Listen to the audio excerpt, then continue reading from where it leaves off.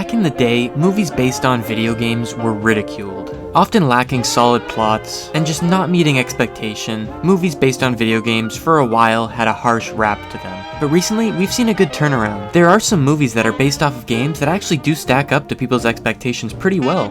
A few examples being the Mario movie, the FNAF movie, and the Sonic movie. And I want to talk about why all three of these really helped out the movement of movies being based off video games. But before I get to that, I want to talk about what makes these kind of movies so bad. Movies like Street Fighter, Double Dragon, and even Rampage all lacked in a major way. If you're making a movie based off a game, when it's an early arcade classic, there's not a lot of source material to build upon. And especially when you're making these movies in the 90s, like these characters had not been fully fleshed out yet, so it was pretty hard to base a plot upon them. With Rampage, that one did come out a little bit later, but again, it was an early arcade game that really didn't have much of a plot ever developed. But let's talk about the Mario Brothers movie. Well, not that one.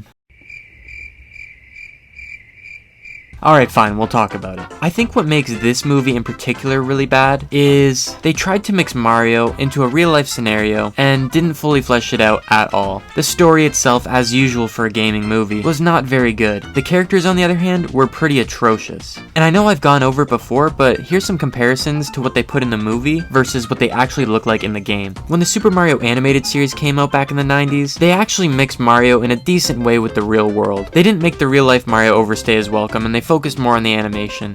And if anything, I think they should have just done a movie with that style of animation. But they had to go for the real life variation, cast the characters terribly wrong, smack together a useless plot, and then call it a Mario movie. This was a big stain on Nintendo's record and made them stay away from the movie game for nearly 30 years, until just recently. The difference between the old Mario Brothers movie and the new Mario Brothers movie is the new one gets everything that the fans wanted right. The fan service, attention to detail, locations, plots, Easter eggs, it was all there. Now granted, like I said before, the plot's not going to be very great with a gaming movie, but neither is a Mario game, right? You're not playing Mario for the plot, you're playing to have fun, and I take that the same way with the Mario movie. But one movie recently that did mix the video game world with the real life world pretty well was the Sonic movie. And there was one crucial thing that the Sonic movie did that really helped make it a box office success. They changed the original Sonic. If you were paying attention to the Sonic movie back when the first trailers were dropping, you'd know Sonic looked like this.